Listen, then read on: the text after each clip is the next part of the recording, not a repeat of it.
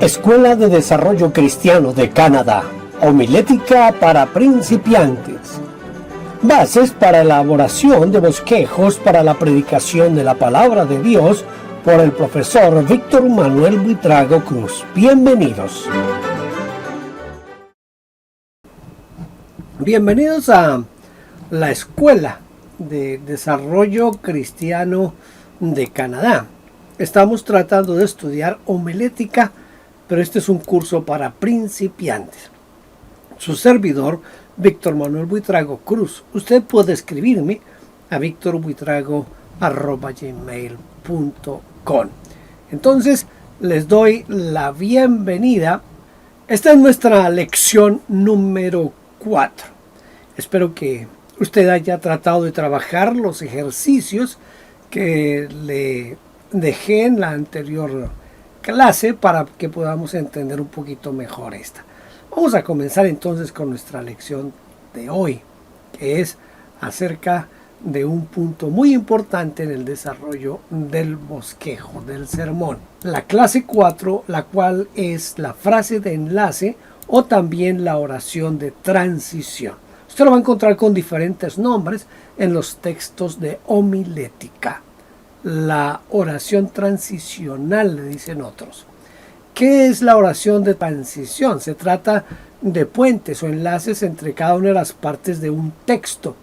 Esto es lo que ayuda a conectar oraciones entre sí y a unir una línea o una idea con otra idea. Usa palabras de transición, como su nombre lo indica, como sin embargo, a pesar de, por otro lado. Cuando estemos contradiciendo un párrafo o una oración, es que ya hayamos escrito, que hayamos desarrollado, es cuando usamos el término por otro lado para hacer una frase transicional. En consecuencia, por lo tanto, no obstante, a pesar de lo anterior, además, por último o a continuación, todas son frases que se utilizan para hacer la oración de transición. En el sermón, la oración transicional une la introducción con el cuerpo del sermón. Así si tratamos de verlo con esta ilustración. Tenemos una parte del puente que se llama la introducción. Y tenemos la otra parte que es el primer punto del sermón o el comienzo ya del desarrollo de lo que es en sí el cuerpo del bosquejo de lo que vamos a predicar. Unir la introducción con el primer punto necesita un puente. Ese puente es el que se llama oración de transición. Es muy importante. Si usted no hace esa oración de transición bien, sus oyentes se pueden ahogar en el río. Así que cuidado con eso. Vamos a mirar lo que hemos estado estudiando ya. Este es el texto, el bosquejo que hemos venido haciendo. Ya hemos hablado primero a los Corintios, capítulo 6, del 1 al 20. Dijimos que el texto del 1 al 20 trata del cristiano y los conflictos, y que el propósito es que queremos enseñarle a la congregación, a los hermanos, cómo actuar en circunstancias específicas de la vida. Entonces, para hacer la introducción, vamos a iniciar leyendo Lucas capítulo 6, versículo 27 al 32. No lo voy a leer en este momento porque esto es un ejemplo para que usted lo mire y lo desarrolle ahí mientras está estudiando. Entonces viene la oración transicional, que es de lo que estamos hablando. ¿Qué les dije que era la oración transicional? Es unir la introducción con el primer punto del bosquejo. Entonces, esta oración es la que yo tengo aquí para este bosquejo. Así como el Señor Jesucristo nos da instrucciones, Pablo nos advierte de 3 aspectos que enfrentamos a diario. Note que la frase que yo utilizo aquí para formar la oración transicional es así como. Entonces, el Señor nos da unas pautas, Pablo nos da otras pautas, que son las que vamos a estudiar en nuestra predicación de hoy. Entonces vamos ahora sí a lo que sería el cuerpo del sermón, que sería la primera parte. Entonces vamos a repasar un poco antes de esto algo de lo que vimos en otro video que hice acerca de la homilética. Hablamos un poco sobre la nomenclatura. La nomenclatura es la que me enseña a mí a decir dónde está cada cosa. En la mayoría de países se utiliza una nomenclatura para saber dónde queda cada cosa. En Centroamérica, pero especialmente en Nicaragua, que es de donde estamos tratando el asunto, me puse a mirar en el directorio y es un poquito complicado esto de las direcciones en Centroamérica. Allí lo escuché en Costa Rica cuando estuve en Costa Rica. Ahora que estuve averiguando aquí para estas notas, me di cuenta que Nicaragua es igual. Por ejemplo, si yo quiero saber dónde está la Convención de Iglesias de la Misión Bautista Internacional de Nicaragua, y voy al directorio a buscar la dirección para poder llegar allá, resulta que esto es lo que me dice el directorio, que está en algo así como Monseñor Lescano, antiguo Banco Popular, segunda calle al sur, 2 calles al oeste. Mire, yo soy colombiano, jamás he estado en Nicaragua, entonces llegar allá a tratar de encontrar en Managua la iglesia bautista sería para mí casi imposible. Primero porque no entiendo bien qué es lo que me están queriendo decir, dónde está el lugar. Tomé otro ejemplo porque me llamó la atención esto y dije, vamos a tomar otro ejemplo. Si yo quiero ir a la iglesia bautista Filadelfia, voy al directorio y mira lo que me dice el directorio. Me dice que es RPTO, no sé qué significa RPTO, es Chic DDF, el tanque rojo 3, 1 o más bien 3,5 como calles. Yo puedo entender que pueden ser 3,5 calles al oeste del tanque rojo. Me imagino que es eso, ¿no? Yo veo que este es un sistema de nomenclatura un poquito complicado. Eso no lo entienden sino los que viven en Nicaragua. Y si usted vive en Costa Rica también de pronto va a entender ese tipo de nomenclaturas. Desde mi punto de vista, este es un sistema de nomenclatura demasiado complicado y nada práctico. Voy a darle un ejemplo de cómo es la nomenclatura en la ciudad de Bogotá. Este es el mapa de Bogotá. Yo quiero que usted mire lo siguiente. Déjeme ver si mi puntero se alcanza a ver aquí.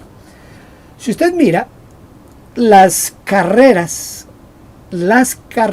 van siempre de sur a norte o de norte a sur. Las calles van de oriente a occidente o de occidente a oriente. Entonces cuando a mí me dicen una calle, yo sé que es una vía que va del oriente al occidente. En Bogotá es muy fácil ubicarse por los cerros. Entonces yo sé que los cerros están al oriente y lo demás pues viene a ser el occidente. Entonces la carrera es la que va de norte a sur o de sur a norte, dependiendo, ¿verdad? Entonces usted puede ver aquí que van en un orden, no están en desorden. Tomemos este ejemplo. Aquí está la carrera 17, luego viene la carrera 17A, luego viene la carrera 18, debe haber una 18A, una 18B, y aquí viene la 18C. Luego viene la carrera 10. Entonces, ¿qué pasa? Que si yo estoy aquí y me dicen que el lugar que yo busco está en la carrera 20, yo sé hacia dónde dirigirme. Si me dicen, mire, eso está en la carrera 20 con la avenida calle 116. Esa avenida en Bogotá se llama la Pepe Sierra. Entonces, si a mí me dicen, está en la en la carrera 20 con calle 116, yo cojo la avenida Pepe Sierra, que es la calle 116, me voy. Estoy aquí, ya sé que voy en la 17, en la 17A, en la 18, en la 18C, 19A y carrera 20. Aquí está el lugar, es fácil llegar, ¿verdad? Pero supongamos que yo estoy aquí, a este lado, que sería el lado sur de la ciudad. Entonces yo estoy un poco más acá de la calle 105. Me dijeron que está en la calle 116. Entonces yo voy a encontrar que está en la calle 106. Encuentro la 107, la 108. Miren, aquí están 109, 109A, 109, 110, 112, 114, hasta que llego a la 116. Es muy fácil en Bogotá la nomenclatura. Esto que tiene que ver con los sermones. Voy a explicarle por qué tiene relación con los sermones. Las casas, esta que usted ve aquí que dice calle octava, carrera segunda, eso está en la esquina de donde se unen la calle con la carrera. Ahí está esa placa. Y este número es el número que corresponde a la casa. Entonces yo voy, por ejemplo, voy para la carrera 16, número 13005. Entonces yo encuentro fácil esa dirección. No es complicado, es lo más fácil. Es la misma nomenclatura que se utiliza en Nueva York. En Nueva York también tienen este tipo de nomenclatura. No sé qué otros países tienen este tipo, pero es el más fácil porque es por números ascendentes. No en todos los Estados Unidos tienen este tipo de nomenclatura. Hay lugares donde las calles no tienen números, sino tienen nombre. Y por eso esas ciudades venían en el mapa de la ciudad para que la gente se orientara. Después apareció el GPS, que es una ayuda extraordinaria para cuando uno no sabe a dónde tiene que llegar. Muy bien. Entonces, ¿por qué eso tiene que ver con la nomenclatura del sermón? Porque hay muchas formas de hacer nomenclatura del sermón, pero unas más difíciles que otras. Entonces voy a mostrarle la más fácil que hay de las nomenclaturas del sermón. El sermón entonces va a constar de un punto principal, de un segundo punto principal, de un tercero y hasta de un cuarto. Generalmente el máximo son 4 puntos principales. El primer punto principal tiene una subdivisión que lo marcamos, lo nomenclamos, se llama. La nomenclatura es números arábigos con letras mayúsculas y letras minúsculas y números entre paréntesis. Muy bien, entonces el punto principal tiene una primera división, esa es la letra A. Tiene una segunda división que es la letra B. Pero la primera división tiene una subdivisión que es el 1, pero ese 1 va entre paréntesis para que no lo confundamos con el primer punto principal. El segundo punto principal es la segunda división de la letra A. Luego así pasa con la letra B, tiene una primera división y una segunda división.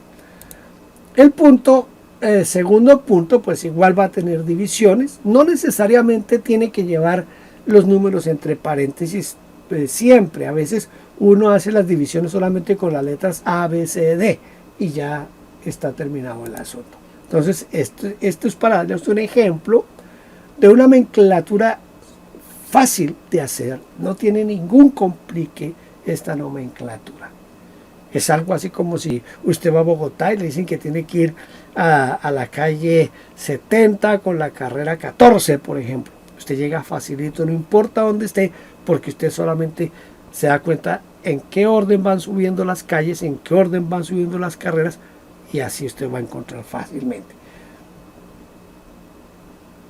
En Costa Rica había uno que creo que era el seminario bíblico que quedaba allá, yo no sé cuántos pasos del bar Caballo Loco.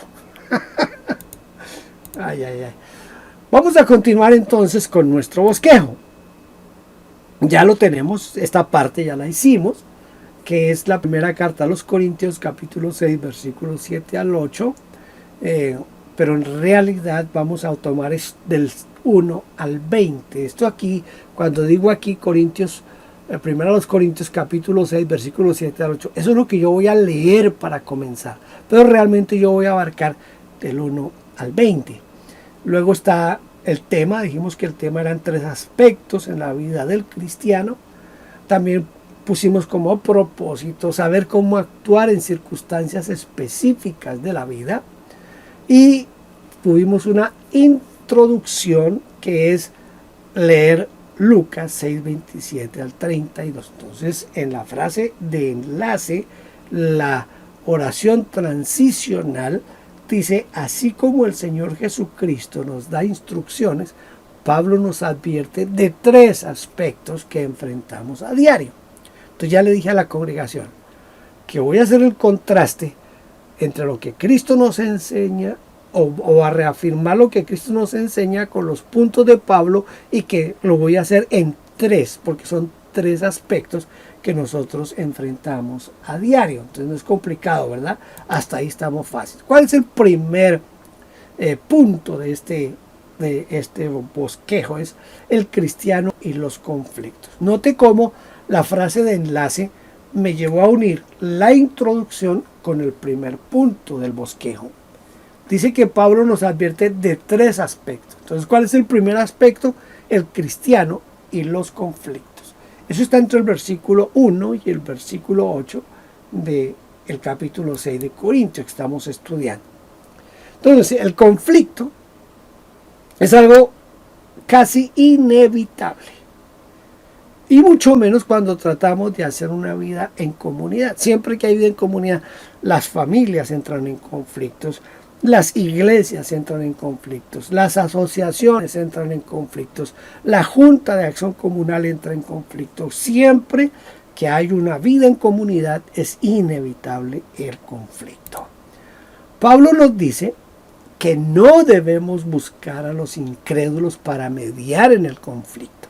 La iglesia no es ajena a los conflictos. El versículo 1, Pablo dice: el conflicto va a estar. Ustedes van siempre a tener conflictos, pero hombre, no busquen a los incrédulos para que vayan a ayudarles a resolver sus conflictos.